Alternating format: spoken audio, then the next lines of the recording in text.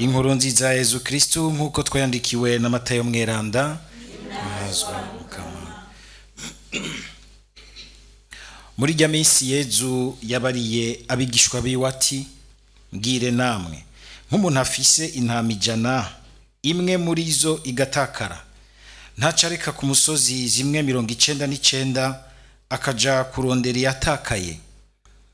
Agize Imana akayitora, ni ivy'ukuri ndababariye, izo mutera akanyamuneza kuruta zimwe 99 zitari zatakaye.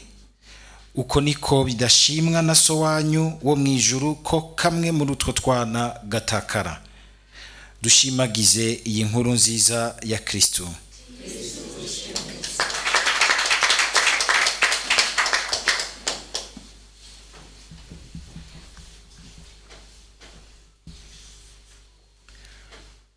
Kimwe mu biranga iki gihe ciza ceranda c'ubushikiro kandi gihambaye gose n'akanyamuneza, nugusubira kumva uruhoza rw'Imana mu mutima wacu. Akanyamuneza kazana n'uruhoza rw'Imana kazanana nuko Imana yafashe ingingo ikagira iti, nakurekuriye, ndagukuye ko umuvumo, ndagukuye ko umutwaro, ndagukuye ko urubanza rwari rukugeramiye. Igihe cawe kirageze, igihe cawe kirageze, igihe c'uguhozwa n'Imana kirageze. Igihe c'ubushikiro rero ni igihe ciza kitwugurira kwakira urwo ruhoza rw'Imana. Urwo ruhoza atari uruhoza urwo ari rwo rwose, ariko nuko kuza kw'Imana mu buzima bwacu, kuza kw'Imana mu buzima bwacu. Mwumvise yuko igisomwa ca mbere kizananye n'ubundi muri ca gitabu ca gice ca 2 cyo mu gitabu c'umuhanuzi Isaya, mu buhanuzi bwa Isaya, kimwe na cane n'ubundi bitirira uruhoza. Mwumvise ingene ijambo ritangwa rigira riti, horahoze igihugu canje, musubirize umutima mu nda abanyayeruzalemu, mubabwire muti akazi kanyu karangiye, igicumuro canyu cishuwe. Horahoze igihugu canje, musubirize umutima mu nda abanyayeruzalemu. Ngico ikintu Imana yamituronderera, ko tubaho nk'abafise umutima mu nda, abantu bumva ko bafise uruhoza rw'Imana muri bo, abantu bakiriye Imana muri bo, bakumva ko ubuzima bwabo naho bwoba bukigoye hariho ubuhagarikiye. Ayo majambo Isaya yashikirije mu gihe abanyisirayeli bari bakiri Babylon, umukama ariko arategura ingene azobagarukana iwabo. Samajambo menga ariko avuga icamaze kuba, mugabo ariko aratumirira ikigira kibe. Bega ni giki kumbure wobona mu buzima bwawe Imana ishaka gukora kugira ngo ube urahonja ku ruhoza rwacu? Imana burya iradutegurira imbere, ariko hari gushobora gusanga umenga turugarijwe n'ibi na biriya vy'amakuba, ugasanga bica bidutuma tutumva neza imbere ingene twohabona, twohategura, kuko duca tumera nk'abiyugaraniye mu biriko birabuye umunsi, bikatunanira kuraramura amaso ngo dutegure igihe ciza. Umukama akagira ati, subiza umutima mu nda, ntugume mu ruhagarara, ushobore gutekana, ushobore kuraba imbere, ushobore gutegekanya neza imbere turi kumwe. Mukama agacagira ati, mugabo ubwo ruhoza kandi ruzanana no kumucira inzira. Si uruhoza umenga ni ikintu kiraho, ariko ukamenga n'inzira dusangira n'Imana. Kenshi turakunze kugomba gufata ibintu vy'Imana, ivyiza vy'Imana nk'ibintu bishitse bidukorokeyeko, ntitubibone nk'ibintu biza comme un processus, nk'inzira. Murabona yuko n'umuntu umenga ni nk'inzira. Umuntu aravuka, mugabo umenga ntaraba umuntu ahejeje yuzuye, Imana ikamuha igihe c'ubuzima kugira ngo atebe ashika amaturité, atebe ashika kuba umuntu akuze, umuntu nawe ashobora kuva mu bundi buzima. Iminsi yose kutagomba gufata iby'Imana nk'uko umenga gusa n'ibintu biza ngo pwa, ibitangaza ngo pwa. Oya, kumenyera mbere gukundira iyo Mana yashimye gufata umudiho n'umurindi w'ubuzima bw'abantu. Kubona Imana yarigize umuntu ikazi wacu ni inkuru nziza ikomeye yuko ego uko nyene ntegerezwa kuvyuka nkasenga nkiyoga nkaza nako nkiyoga nkasenga nkafata icyayi iyo ndagifise kora batagifise cyangwa umushusho iyo wawuraje, hanyuma ukaza ku murimo ukaja ku butumwa ugakora ugacoka rimwe rimwe ugasekana n'abandi ku kazi biriya, hanyuma ugasubira ugataha ugasubira ukagira ukaraba ibyo muhira ugasubira ukegeranya ibinabiriya.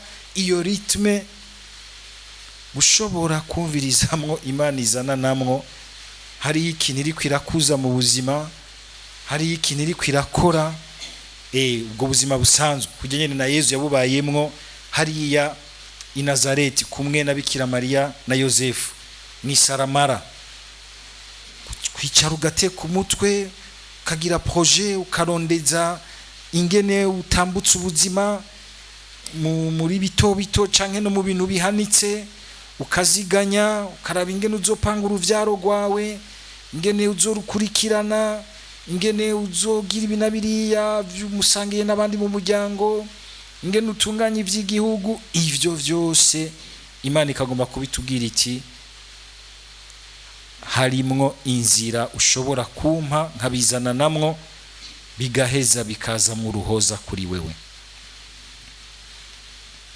Nimuharurire Umukama ibarabara mu gahinga, muharurire Imana yacu inzira igororotse mw'idonzi. Umubande wose ufurigwe, umusozi n'umutumba wose uringanizwe. Akanyamuneza uruhoza rw'Imana ruraza kuko hariho ibintu twemeye kuringaniza. Nibiki ntegerezwa kuringaniza muri iki gihe kugira ngo uruhoza rw'Imana ruze mu buzima bwanje, ntirupfa kuza uko ariko kose. Hariho ibintu ntegerezwa kuringaniza, hari ibintu ntegerezwa hariho imikokwe ntegerezwa gufurira, yamamanke yamamankuma irresponsabilité ngira mu buzima, mu kazi, mu migenderanire, umenga hariho mankuma kikamera nk'ikintu c'igikokwe ntegerezwa gufurira. Hariho vya bindi vyose nogira ntabavuze ngo anaho ngo haduga nk'uruti rw'icumu haringanizwe. Vya bintu nibonamwo nkishima nkarengera abandi nkagomba ko bacika nk'utuntu tugendera munsi y'ibirenge vyanje, nkibona nkambona umenga ni jewe vyose mudaciye mu cyumviro canje ntaco muri ko murashikako. Ubwibone ubwishime ukadundura urano umusozi wishima nkamboza ugahagara hejuru y'indi yose. Ugategerezwa gusubira mu kibanza cawe. Umwe ategerezwa kuba hejuru ya vyose, Imana mushobora vyose.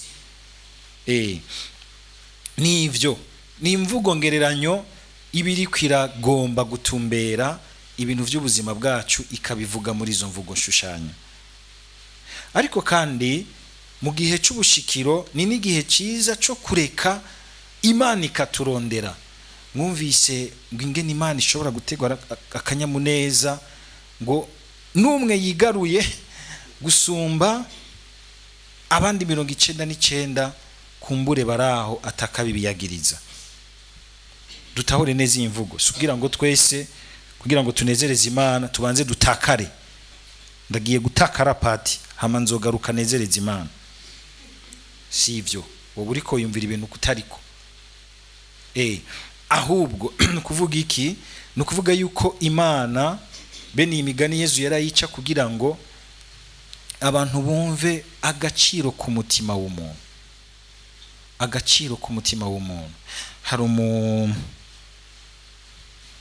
umutamari hano ari mu batanguye umuryango wa Radio Maria yitavye Imana, yitwa Ferrario, niwe atashobora gushobora kumva yuko iradiyo ishobora kuzima n'akanya na gatonya, kuko nka twebwe radio yacu ngaha izimye nta antenne ikazima nk'ahantu, kubera yuko byose biri connected kuri satellite. Hari ahantu icumba ibintu byacu byose by'amaradiyo babiri bagashobora kubona bati mu Burundi hariho un signal rouge canke jaune. Signal rouge no kuvuga antenne yarazimye, signal jaune ivuga nabi, signal vert ivuga neza. Harageze igihe ukabona umenga ntashobora kugira amahoro atagiye aracaho hano ngo arabe yuko amaradiyo yose avuga, kuko yagira ati, hari ikintu yigeze gutubwira akagira ati, il n'y a pas de prix pour une âme qui se sauve, kubera yumvise ijwi ry'Imana riza mu buzima bwayo. Il n'y a pas de prix pour une âme qui se sauve, et s'il doit y avoir un prix, ce n'est que le prix du sang du Fils de l'homme, du Fils de Dieu. Kumva yuko umutima w'umuntu agaciro gashobora kuwugura ko ari agaciro k'amaraso y'umwana w'Imana. Aco gituma umukama agize ati ntihagire na kamwe kotakara muri utwo. Baye n'igihe akara akavuga ati uzobugowe wewe ushobora kuba inkomoko y'ugutakara kuwundi, uzobugowe ngo bupfuma bakubohera kurusyo bakakurunda hariya mwibenga hariya mu kuzimu kwibenga, ni mu rumba bw'amashetani, ukagenda kwibana n'amashetani kuko uri shetani, ugapanga idiri ribi ryo gukwegera uwundi mu mwijima w'ibintu bibi ushaka ko mukorana, ukamuriko urasibanganya abandi.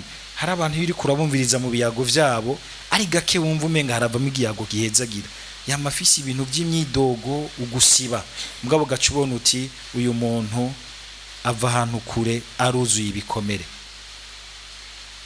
Uyarakenera ko umukama murondera kandi akemera akaronderwa n'Imana kugira ngo amukize mu kubaho kwiwe. Yesu ntadukiza gusa dukura ibicumuro, aradukiza akatuvura ivyo bintu bitubuza kubaho natwe turi uruhoza ku bandi, dutuma abandi bumva ko uruhoza rw'Imana rubagendeye. Tugire Kristo. Ubwo ahantu muri umwanya w'ubuzima, muhira, ku kazi, mu butumwa, mu migenderanire, urumva yuko abandi iyo bakubonye bumva ko baremye, bumva ko bahuye n'uruhoza, canke bagira bati mubise ngo yaraje. Nta bantu mubona iyo bashitse mu bandi uzobona groupe ikisanzara, araje kuvuma amajambo canke arazanya yandi mabi. Kuba mu bandi nk'inzira y'uruhoza rw'Imana abandi baronse, kuko wemeye nawe guhozwa n'Imana, ukemera Imana ikakuvura, ikagukiza, ikakurondera, mukaronderana nayo. Iki gihe cy'ubushikiro tucakire nk'igihe cyaho Imana iri kwiraturondera, kuko natwe turiko turayirondera. Burya turondera Imana muri twebwe kuko twumvise ko nayo iri kwiraturondera. Imana yamiri kwiraturondera, turabe ntituyikinire Peru, sinzi ko muzi agakino kitwa ka Peru, kashikash, ntituyinyegeze, ahubwo tuyihako kanyamuneza ko guhura nayo. Birahambaye rwose kuronderana n'Imana. Iyo ngabirano y'ukuronderana n'Imana iheze ishikane uruhozi wanyu, ishikane uruhozi wacu, natwe tuberanire uruhoza hagati yacu. Amen.